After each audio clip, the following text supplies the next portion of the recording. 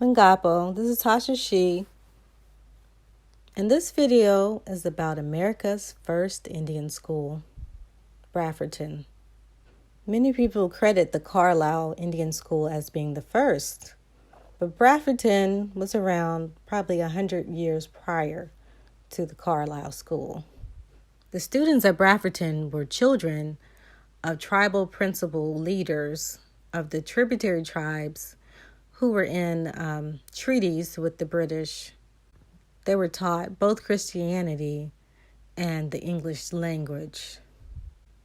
The school was meant to, quote, civilize the savages and use those children to benefit the British in whatever endeavors that they were trying to accomplish within the colonies. The children were forced to stay on the school grounds for the entire school year and could not go home to visit their families.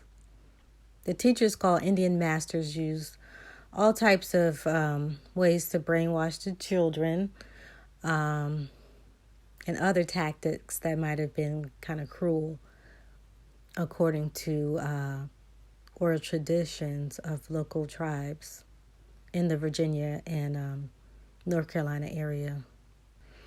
According to oral tradition of several tribes in the area and up and down the East Coast. We can only imagine what these children went through. Most of the children that did return home were given integral roles within their tribes. The school officially closed around 1789. If you haven't subscribed, please subscribe and click the bell button for notifications and join the notification clan. So grab your pen and your pad and let's start digging, turtles.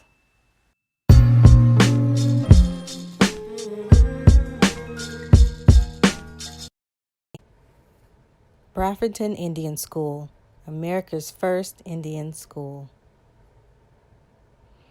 The school originally housed both boys and girls, but in later years only housed boys.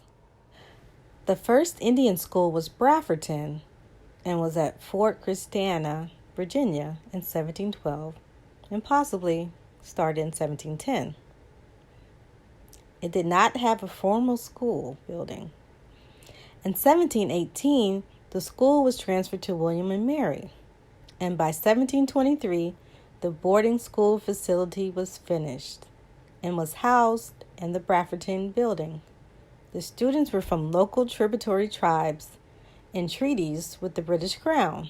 70 boys and girls from the Delaware, Catawba, Tuscarora, Cherokee, Wyandotte, Chickahominy, Saponi, Marinan, Nansemond, Nottoway, Mattaponi, and Pamunkey tribes attended the school.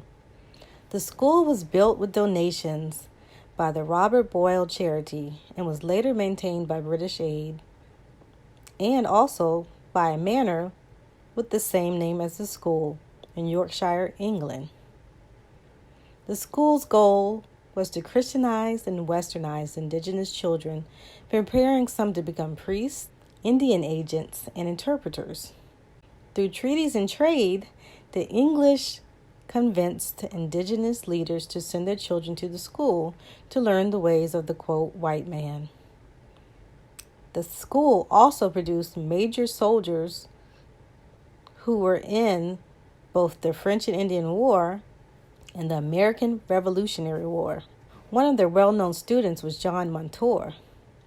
Born in 1744 to a Delaware Lenape mother and French and Iroquois, specifically Wyandotte and Mingo, mixed father. His father, Andrew, was a well-respected Indian liaison and interpreter. John followed in his father's footsteps. He was fluent in Mingo, Wyandotte, Lenape, and English dialects. As an interpreter, John worked as a guide, indigenous escort for tribal principals, messenger, advisor, and translated speeches during meetings. But the problem with Montour was that with his roles going between all sides, it made him flip-flop to whichever side benefited him at the time. Due to his wishy-washy nature, John was murdered in the winter of 1789 by Mingos, who set him up on a hunting expedition. The teachers at Brafferton were called, quote, Indian masters, the longest-running teacher being Emmanuel Jones. The boarding school only housed boys, and the Indian masters, quote unquote, lived in the boarding school with the boys and made sure that the boys could not run away at night. The windows and doors were locked, but the boys found a way to sneak out at night. If caught, there was a severe punishment and embarrassment. Till today, the students of William Mary say that they see the ghost of an indigenous boy running from the school in terror. Some locals believe that his death was at the hands of the secret societies that dwelled in the underground steam system of the college. Though long-running, the school was not successful in civilizing the indigenous students, with the majority of them going back to their cultural ways after graduating. Disease from European contact and their unsanitary lifestyle killed several students, and many others never returned home to their tribes, either going off to fight in European-American wars or living in Western society as citizens.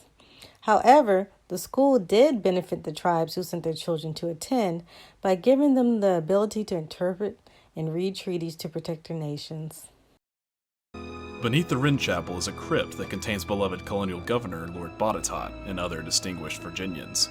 One way into the crypt is through the old steam tunnels that run throughout the old campus, warming the buildings with steam and connecting them with internet and phone lines. The tunnels have been used by many of the fraternities and secret societies on campus for their initiation rituals throughout the years. William and Mary has at least 9 known secret societies that focus on the betterment of the college through philanthropy of a clandestine nature. Brafferton is the second oldest building on campus and was originally built for the Indian School. The school was meant to civilize Native American boys by teaching them how to read and write, eventually preparing them to be cultural liaisons or Anglican priests for their tribes. Many of the boys tried to escape, leading them to being locked in Brafferton at night. You can still hear their suffering with phantom footsteps, woeful moans, and sobbing coming from the building at night. One Native American fashioned a rope out of bed sheets to escape and run free each night. He was never disciplined because he always returned. However, one night he vanished and was never seen again, leading many to believe that he was killed during the night. Sometimes on a misty night, an Indian boy can be seen running a few feet off the ground through the sunken gardens. He appears to be floating because the sunken garden was not sunken, but rather level with the rest of the campus when he was alive. In order to access one particular funding stream, the education of Native peoples was included in the charter. And by including the education of Native peoples, James Blair was able to access the charity of the late Robert Boyle. In contrast to 19th century Indian schools, where they cast a wide net to bring in young boys and girls into 19th century indoctrination into American culture, in fact, this school is a very different look as an 18th century Indian school. It's very much a component of British imperialism. The British are trying to shore up their native allies and train these young boys in speaking English. Early on, there's a real effort on proselytization, but it seems to us, as we worked on this exhibition, as the decades of the 18th century progress, the school is less about that and more about the training of go-betweens, cultural brokers. We've mostly been finding glass, a few different kinds, but there's some slates, a nail, some glass. And we're here doing an excavation around the Brafferton, which was used as an Indian school in the 18th century.